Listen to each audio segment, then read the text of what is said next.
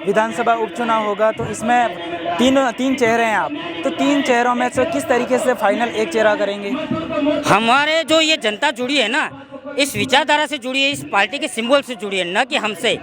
हम लोग कोई होते नहीं है बड़े, हम लोग जो तीन प्रत्याशी कोई बड़ा नहीं है। आपको बता दूं कि भेल प्रदेश की जो मांग है भारत आदिवासी पार्टी नहीं, बल्कि हमारे यहाँ के जितने भी पुरखे हैं, महापुरुष हैं, उनकी मांग है। आरक्षण का जब मामला आता है, हमारा जो मूल उद्देश्य था वो 100% पे था, और हम चाहते हैं कि जितना अधिकतम हम कर सके उतना करने की कोशिश करेंगे। ऐसा तो कांग्रेस से महेंद्र जी मालवीय जी थे, बीजेपी में हो गए, अब कांग्रेस पे बाहर करे कि नहीं करे, तो जो निकलेगा तो वहाँ से जो बड़ा से वो निकालेगा, तो वही काम वो मनीलाल जी कर रहे हैं, तो उसमें कौन सी नई बात है? ऐसा कुछ नहीं कि ये जो मन्नालाल जी हैं, हम मानते हैं हमारे समाज से और हमारे समाज का सर्टिफिकेट निकाल के आगे बढ़े हैं, लेकिन उनको ये नहीं पता है कि गुरु गोविंद जी का आंदोलन कब शुरू हुआ, किस लिए शुरू हुआ और कहाँ खत्म हुआ। मैं आपको ये बता रहा हूँ, भारत की हॉट सीट मानो या राजस्थान की हॉट सीट 84 विधानसभा है, और हम यहाँ 100% श्योर के साथ कह रहे 100%। हमारे 3 भाई हैं, चिखली से अनिल भाई, मैं जोत्री से और दिनेश भाई सिमड़ा से,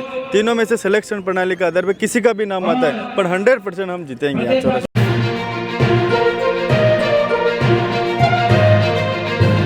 नमस्कार दोस्तों, मैं प्रवीण डोडियार और आप देख रहे हैं न्यूज़ चैनल भारत की आवाज़। दोस्तों अभी मैं उपस्थित हूँ 84 विधानसभा में, और ये लोग हैं जो 3 चेहरे मेरे पीछे देख रहे हो, यही चेहरे हैं जो राजकुमार रोत पहले विधायक हुआ करते थे, और इसके बाद में वो सांसद बन गए। वो सीट है वो खाली हो चुकी है, और इसके बाद में वहाँ पर उपचुनाव हो रहे हैं, और ये 3 चेहरे सेलेक्टेड हैं, और इन 3 चेहरों में से विधानसभा 84 विधानसभा में उपचुनाव में इन चेहरों में से एक जने को सिलेक्ट किया जाएगा, और इनमें से हैं वो सिलेक्ट करके विधानसभा उपचुनाव लड़ेंगे। अब इनसे जानेंगे हम कि ये किन मुद्दों को लेकर चुनाव वगैरह भी लड़ते हैं। जोहार, स्वागत दादा। जोहार जोहार। क्या नाम सर आपका? अनिल कटारा। अच्छा, अनिल जी कटारा, कहाँ से हो आप? मैं चिखली क्षेत्र से आता हूँ। चिखली क्षेत्र से, थोड़ा जोर से बोलिएगा। तो अभी जो 84 विधानसभा उपचुनाव होने वाले, मान लो आप 3 चेहरे हैं, 3 चेहरे में से आपको सिलेक्ट किया जाता है, तो आप किन मुद्दों को लेकर चुनाव लड़ोगे?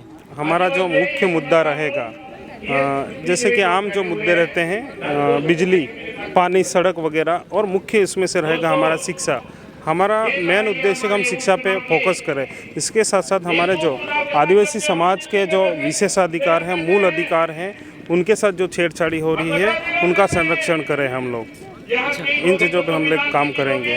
कौन से विशेष मूल अधिकार है उसमें छेड़छाड़ किया जा रहा है? जैसे कि हमारे जो आरक्षण के मामले हैं जी, आरक्षण के मामलों पर अभी जो पारदर्शिता उसमें बढ़ती नहीं है। किसी भी प्रकार की वैकेंसी हो, भर्तियाँ हो, तो उसमें हमारा जो कोटा होता है उसमें पूर्ण रूप से हमको सीटें नहीं मिलती है।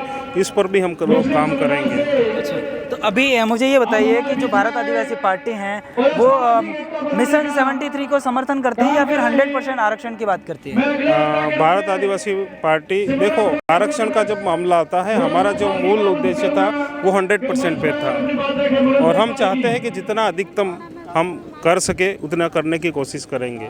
अच्छा, धन्यवाद। ये है हमारे साथ में और पोपटलाल जी खोकरिया, जो कि पिछले इंटरव्यू में आपने देखे होंगे इनको, इनसे भी हम और जानने की कोशिश करेंगे। जोहार, स्वागत दादा। आपको बहुत बहुत धन्यवाद।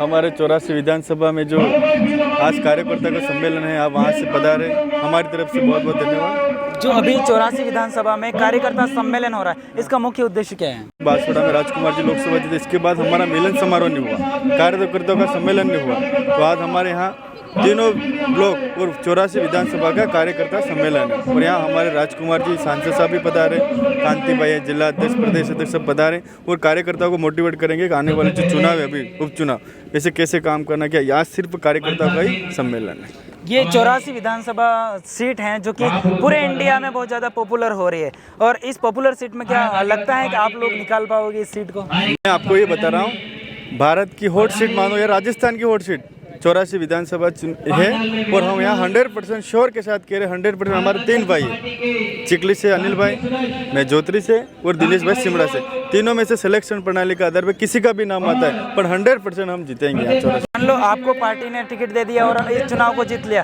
तो आप सबसे पहली क्या प्राथमिकता रहेगी लोगों की भलाई के लिए? देखो, जनप्रतिनिधि सिलेक्शन की प्रणाली के आधार पर अगर हमारे तीनों में से अगर मेरा नाम आता है, तो हमारे यहाँ के विशेष मुद्दा है, हमें 100% आरक्षण मिलना चाहिए, डील प्रदेश बनना चाहिए, यहाँ की भौतिक सुविधा क्या है, चिकित्सा की क्या समस्या आ रही है, स्वास्थ्य की क्या समस्या है, वो समस्या के लिए हम बात करेंगे, आगे भी लड़ेंगे और लड़ते रहेंगे। क्या नाम सर आपका? पहले तो आपके भारत की आवाज़ को चैनल को मैं जोहार करता हूँ। मेरा नाम दिनेश चंद्र रोहत सिमड़ा ब्लॉक से चयन हुआ है मेरा और उम्मीदवारी किया हुआ है। अभी ये भील प्रदेश की मांग करती है भारत आदिवासी पार्टी है, तो ये कितने जिले आते हैं ये भील प्रदेश के अंदर? पहले तो मैं आपको बता दूं कि भील प्रदेश की जो मांग है भारत आदिवासी पार्टी नहीं बल्कि हमारे यहाँ के जितने भी पुरखे हैं, महापुरुष हैं, उनकी मांग है। पहले जामुखंड के नाम से जाना जाता था, आज जो लिखित जो भाषा है हिंदी भाषा, उसमें उसको भील प्रदेश मतलब भीलों का जहाँ जहाँ क्षेत्र है उस भाषा को और उस क्षेत्र को जोड़ करके भीलों का राज्य अलग से बने, ऐसी उनकी मांग थी। तो उसी मांग को लेकर के हम लोग आगे बढ़ाए। हम ये नहीं कहते हम ही बनाएंगे, हो सकता है आने वाली पीढ़ी भी बनाए, लेकिन हमारी जो मांग है जो हमारे पुरखों की वो अनवरत चलती रहेगी, ये हमारी मांग है। तो ये भील प्रदेश की मांग तो करती है, लेकिन आज तक भारत आदिवासी पार्टी आई है तो 1 साल हो गया। इससे पहले बीटीपी चलती थी और बीटीपी भी भील प्रदेश की मांग कर रही थी, लेकिन अभी तक एक भी आंदोलन खड़ा नहीं हुआ है इसके लिए कुछ। आंदोलन तो ये है कि ये 4 राज्यों का मसला है, न कि एक राज्य का। सभी राज्यों में हमारा यही मानना है कि भारत आदिवासी पार्टी के जितने भी जनप्रतिनिधि चारों राज्यों में बने और एक साथ में अपने अपने विधानसभा में जा कर के मांग करें और वहाँ से निकले हुए एमपी जो दिल्ली में जाकर के मांग करें। जैसे यहाँ से राजकुमार जी एक निकले, एमपी से निकलते हैं, मध्य प्रदेश से निकलते हैं और महाराष्ट्र से निकलते हैं, वो सभी एमपी निकल करके दिल्ली में मांग करेंगे। तो दिल्ली से ये होना है, न कि हमारी मांग से या रोड से निकलने से आंदोलन करने से ये चीज़ें नहीं होंगी। ये हम लोग संवैधानिक तरीके से मार्ग है हम लोग अपनाएंगे और संवैधानिक तरीके से हम लोग लड़ेंगे और उसी मांग को लेकर अनवरत चलेंगे। आपको लगता है बिना आंदोलन के ये भील प्रदेश बनना पॉसिबल हो सकता है? हो सकता है ना, संवैधानिक तरीके से हम लोग चलते हैं, जनता का सपोर्ट है, जनता का सपोर्ट हम लोग वोट के रूप में उपयोग करेंगे और वहाँ से जनप्रतिनिधि जो निकला हुआ है वो विधानसभा में लोकसभा में जा कर के दहाड़ेगा और वहाँ मांग रखेगा, तब जाके हमारे लोगों की मांग होगी। सारे के सारे लोग दिल्ली तो नहीं जा सकते, सारे के सारे जो जन हैं वो जयपुर या भोपाल या महाराष्ट्र मुंबई जो भी है वहाँ जा नहीं सकता, लेकिन वहाँ आदमी बेच सकता, वो अपनी आवाज़ बन करके उभरेगा और भील प्रदेश की मांग रखेगा। लेकिन अभी भील प्रदेश की मांग चल रही, इसी मुद्दे पर अपन चलते हैं। तो ये गोविंद गुरु महाराज के द्वारा पहले मानगढ़ धाम पर उठाई गई थी, बताते हैं ना। तो ये कक्षा 9 के वो लिखा हुआ अभी तक भील प्रदेश की मांग है, गोविंद गिरी महाराज ने उठाई थी, लेकिन अभी वो अपने मन्नालाल रावत है, सांसद उदयपुर के हैं, वो छेड़छाड़ कर रहे हैं इसके वो पाठ्यक्रम में हटाने की बात कर रहे हैं, शिक्षा विभाग को लेटर लिखते हैं। तो इस पर क्या सोचते हैं आप? मेरा ये कहना है कि ये जो मन्नालाल जी हैं, हम मानते हैं हमारे समाज से और हमारे समाज का सर्टिफिकेट निकाल के आगे बढ़े हैं, लेकिन उनको ये नहीं पता है कि गुरु गोविंद जी का आंदोलन कब शुरू हुआ, किस लिए शुरू हुआ और कहाँ ख़त्म हुआ। उन लोगों ने उनको पता नहीं है, उन्होंने जीवनी पढ़ी नहीं है। जो लिखित रूप से जो उनका जो सरकार है, चिट्ठी वाली सरकार है, जो भी लिख के देते हैं पढ़ लेते हैं, पता नहीं चल रहा हमारी भक्तों की क्या मानसिकता है, गुरु गोविंद की क्या आंदोलन थे वो जान नहीं रही। बात ये कह रहे हैं कि वो आंदोलन जो हुआ था गलत हुआ था, तो जो 1500 जो हमारे आदिवासी जो शहीद हुए वो गलत हुए, ये हुआ।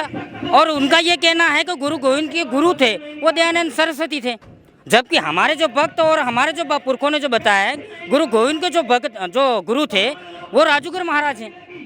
तो उनको गलत ठहरा करके ना उनकी भाषा लिख करके और लिखित रूप में वो चिट्ठी वाली भाषा वहाँ चला रहे हैं, तो गलत है और उसका हम लोग पुरजोर से विरोध करेंगे और भक्तों द्वारा ही विरोध होगा। ये बार बार बीजेपी के सांसद हैं और जो मंत्री हैं बार बार हैं वो मतलब आदिवासियों के इतिहास को बार बार खंगालते हैं और बार बार उंगली करते हैं। इससे आप क्या सोचते हो? मैं यही सोचता हूँ कि हम भी इस क्षेत्र में रहने वाले हैं, तो बीजेपी को सिर्फ आदिवासी दिखता है क्या? पूरे देश के अंदर जहाँ जहाँ 14 राज्य हैं या 16 राज्य हैं, जहाँ जहाँ आदिवासी हैं वहाँ आदिवासियों को कहीं नक्सलाइट के नाम से, कहीं माओवादी के नाम से इस तरह से अटैक लगा करके उन लोगों को मारा जा रहा है और खदेड़ा जा रहा है और उनकी ज़मीनों पे ये कब्जा कर रहे हैं। तो ये जो यहाँ के जो बीजेपी जो सरकार है उनका भी यही टारगेट है कि इन आदिवासियों के कैसे भी करके टैग लगा करके यहाँ से खदेड़े और उनकी जल और ज़मीन हम लोग अधिकृत कर ले, यही उनकी मंशा है। इसलिए बार बार किसी और को नहीं छेड़ रहे, सिर्फ और सिर्फ आदिवासी को छेड़ रहे। अरे आदिवासी को भला चाहती तो यहाँ शिक्षा के अच्छे फाउंडेशन खड़े करती, आदिवासी को भला चाहती तो यहाँ रोजगार के अच्छे फाउंडेशन खड़े करती, और आदिवासी की भला चाहती तो यहाँ न्याय व्यवस्था अच्छी मजबूत करती।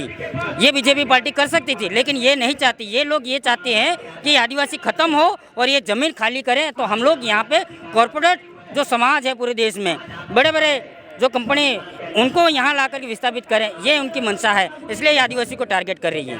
तो 84 विधानसभा उपचुनाव होने वाला, तो उसमें क्या जैसे पहले बांसवाड़ा डूंगरपुर का जो चुनाव हुआ था, कांग्रेस ने गठबंधन किया था बाप पार्टी से, यहाँ पर भी ऐसे होने की संभावना है? कुछ संभावना हम लोग ऊपर लेवल की क्या बात होती है हमें नहीं पता, लेकिन अगर होता है, हमें अगर सपोर्ट करते हैं तो हम लोग ही क्षेत्र को बचाने के लिए, और एक क्षेत्र को हम शब्द उपयोग करते हैं क्षेत्र को, तो एक क्षेत्र में रहने वाले सभी वर्ग आ जाते हैं, किसी एक वर्ग के लिए काम नहीं करेंगे। हमारा मुद्दा कहीं जल का रहेगा, जमीन का रहेगा, या जो भी रहेगा तो क्षेत्र के लिए रहेगा। तो यहाँ क्षेत्र के अंदर सारे शोषित वर्ग, पीड़ित वर्ग और सभी समाजों के वर्ग रह रहे हैं, उनको सभी साथ में लेकर के चलेंगे, ये हमारा मुद्दा रहेगा। और समाज जो तय करके देगा, समाज हमारे जो ये जनता है, हाईकमान हमारी ये बैठी हुई वो ये प्रत्येक गांव से 11 की जो हमारी कार्यकारिणी बनी हुई है वही आई हुई है, आम जनता नहीं आई हुई है। जिन्होंने हमें वोट करके यहाँ तक लाए हैं वही जनता यहाँ आई हुई है, इसलिए वो जो मुद्दे तैयार करके हमको कहेगी उस पर हम लोग काम करेंगे। तो अभी विधानसभा उपचुनाव होगा, तो इसमें तीन चेहरे हैं आप, तो 3 चेहरों में से किस तरीके से फाइनल एक चेहरा करेंगे? हमारे जो ये जनता जुड़ी है ना, इस विचारधारा से जुड़ी है, इस पार्टी के सिंबल से जुड़ी है, न कि हमसे। हम लोग कोई होते नहीं है बड़े, हम लोग जो तीन प्रत्याशी कोई बड़ा नहीं है। यहाँ की विचारधारा और यह पार्टी का सिंबल बड़ा है, तो हमारी तीनों की मंशा यही रहेगी, इस क्षेत्र में जो भी है हम तीनों में ये पार्टी का सिंबल इस क्षेत्र में रहना चाहिए, इस विधानसभा में रहना चाहिए, इस विचारधारा को भी यहाँ क्षेत्र में रहना चाहिए। उसके लिए हम लोग काम करेंगे, नहीं व्यक्ति विशेष रूप में काम करेंगे। इससे हटके एक और सवाल है मेरा, विधानसभा उपचुनाव से हटकर मैंने एक ये आपका चेहरा है वो कहीं और भी देखा था, जो कि मणिलाल गरासिया थे, जो कि आपके पार्टी के राष्ट्रीय सदस्य थे, और उनका विधानसभा टिकट था वो फाइनल करने के लिए आप आए थे वहाँ पर। तो अभी वो साथ में चल रहे थे और पार्टी बनाने में उनका योगदान रहा था, और अचानक से उनका हटके और वापस से विपरीत बाप पार्टी के बोलने लगे, कैसे क्या है? वो मैं जानता हूँ कि हमारा जो सिलेक्शन प्रणाली है वो एक बढ़िया तरीके से लोकतंत्र को मानने वाला प्रणाली है, तो उसको लेकर के हम लोग गए थे, उनका सिलेक्शन भी हुआ, और उनका सिलेक्शन हुआ और उनके निजी व्यवहार के कारण या निजी स्वार्थ के कारण वो जीत नहीं पाते। तो जीत नहीं पाते उसमें पार्टी का क्या दोष? हम लोगों ने जो दिया था, हम लोग से जो होना था वो सारा कुछ किया, लेकिन हम लोग वो उनको जो अचीवमेंट चाहिए थी वो अचीवमेंट मिल नहीं पाए, तो उसकी बड़ा शायद निकाल रहे होंगे। बाकी हमारी ओर से तो ऐसी कोई ऐसी भूल नहीं हुई है, ना ही हम लोगों ने ऐसा कोई बात रखी उनको कि यहाँ से निकल जाओगे, ये कर रहे हो वो कर रहे हो, कुछ ऐसा कुछ नहीं कहा। लेकिन ये उनकी ही निजी स्वार्थ के कारण ये निकले हैं और आदिवासी परिवार को या इस विचारधारा को गालियाँ दे रहे हैं, तो हो सकता है उनका निजी मामला हो सकता है।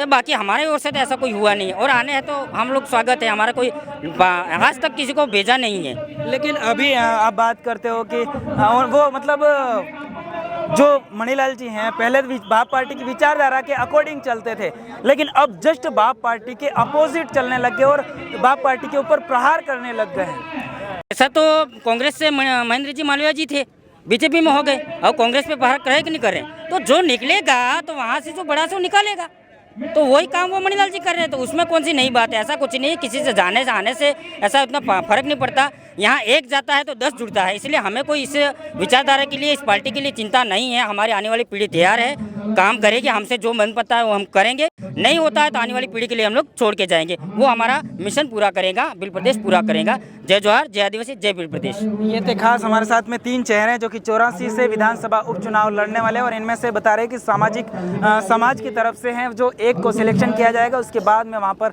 84 विधानसभा में उपचुनाव लड़ा जाएगा। और इस पर आपकी क्या राय है कमेंट बॉक्स में कमेंट करके जरूर बताना। मैं प्रवीण डोडियार, देखते रहिए भारत की आवाज़। नमस्कार।